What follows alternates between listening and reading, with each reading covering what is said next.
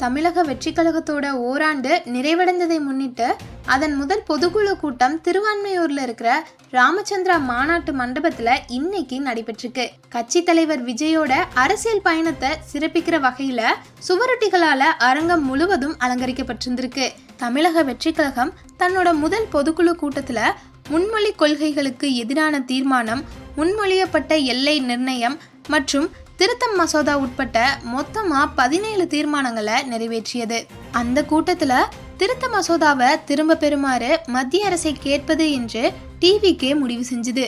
மொழி கொள்கை குறித்த தீர்மானத்துல கட்சி இருமொழி கொள்கைக்கும் அர்ப்பணிப்புடன் இருக்கும் என்றும், புதிய கல்விக் கொள்கையின் கீழ் மும்மொழி கொள்கையை முன்மொழிந்திருப்பது கூட்டாட்சிக்கு எதிரானது அப்படின்னும், அரசியல் ரீதியாக வேறொரு மொழியை திணிப்பதை டிவிகே ஒருபோதும் ஏற்றுக்கொள்ளாது அப்படின்னும் கூறப்பட்டுச்சு. முன்மொழியப்பட்ட தொகுதி மறுவரையறைக்கு எதிராக கட்சி ஒரு தீர்மானத்தையும் நிறைவேற்றியது. அது தேவையில்லை அப்படின்னு கூறிய முன்மொழியப்பட்ட தொகுதி மறுவரையறைய தென் மாநிலங்கள்ல இடங்களை குறிக்கும் என்று தீர்மானம் கூறுகிறது.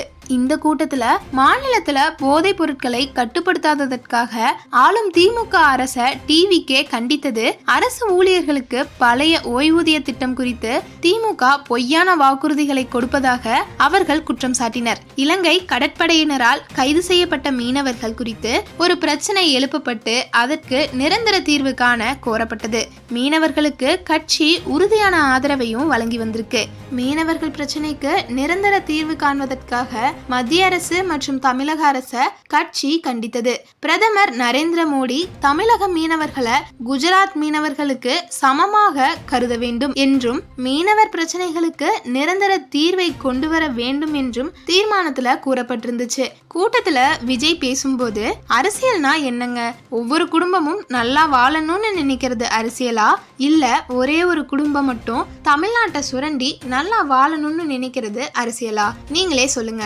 எல்லாருக்கும் நல்லது நடக்கிறது தானே அரசியல்? தினம் தினம் மக்கள் பிரச்சனைகளை மடைமாற்றி மக்கள் விரோத ஆட்சியை மன்னராட்சி போன்று நடத்துறாங்க. நமக்கு எதிராக இவங்க பண்ற செயலெல்லாம் ஒன்னா ரெண்டா?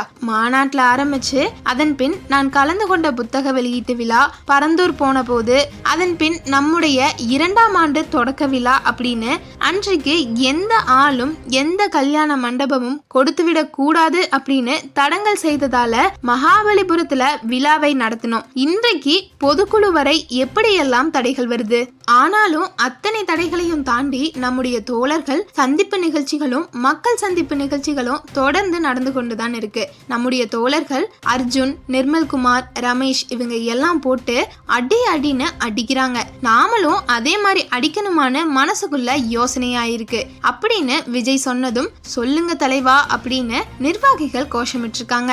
அதுக்கப்புறமா திமுக அரசை விமர்சித்து பேச தொடங்கிய விஜய், மாண்புமிகு மன்னராட்சி முதல்வர் அவர்களே, மாண்புமிகு முத்துவேல் கருணாநிதி ஸ்டாலின் அவர்களே, பேரை மட்டும் வீராப்பா சொன்னா பத்தாது, செயல்லையும் ஆட்சியிலையும் அதை காட்டணும் அவர்களே.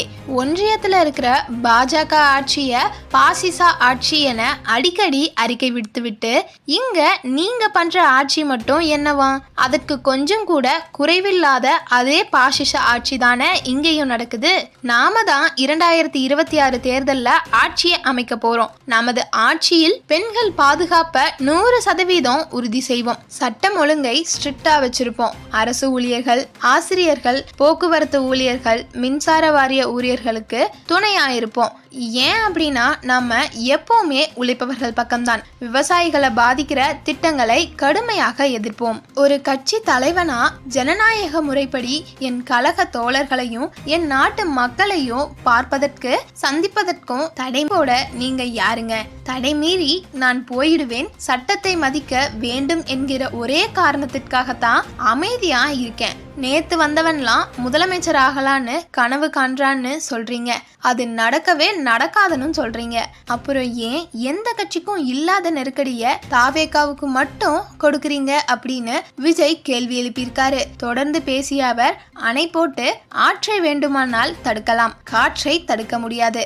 அதையும் மீறி தடுக்கணும்னு நினைச்சீங்கன்னா சாதாரணமா இருக்கிற காத்து சூறாவளியாக மாறும், ஏன் சக்தி மிக்க புயலாக கூட மாறும். என் தாவேக்கா தோழர்களுக்கு நான் சொல்லிக்கொள்ள விரும்புவது என்னவென்றால், இந்த மண் பிளவுவாத சக்திகளுக்கு எதிரான மண், சகோதரத்துவ மண், சமய நல்லிணக்கத்தினை பேணும் சமூக நீதிக்கான மண். இதை நாம் பாதுகாத்தே ஆக வேண்டும். தமிழ்நாட்டுல பல பகுதிகளில் இருந்து வர்ற செய்திகளை கேட்கும் போது மன உளைச்சலாக இருக்கிறது. இங்கு சட்டம் ஒழுங்குன்னு ஒண்ணு இருப்பதாகவே தெரியல. அதுக்கெல்லாம் இந்த கரப்ஷன் கபடதாரிகள் கவர்மெண்ட் தான் காரணம். இந்த நிலைமை மாறணும். அதற்கு இருக்கிற ஒரே வழி, இங்க உண்மையான மக்களாட்சி மலர வேண்டும். அது வர வேண்டும் அப்படின்னா இவங்களை மாத்தணும். அதற்கு வழி என்னன்னா, நம்முடைய தோழர்கள் தினமும் மக்களை சந்திச்சு பேசுங்க, மக்களின் பிரச்சனைகளை கேளுங்க, அதை தீர்ப்பதற்கான வழியை யோசியுங்க.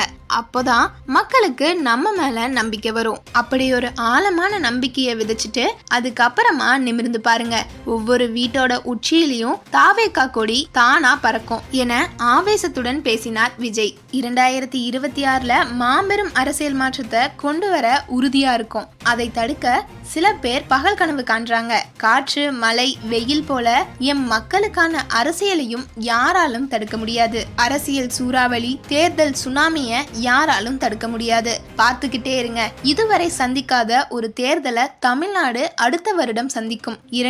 இரண்டு பேருக்கு நடுவில் தான் போட்டியே. ஒன்று டிவிகே, இன்னொன்று டிஎம்கே.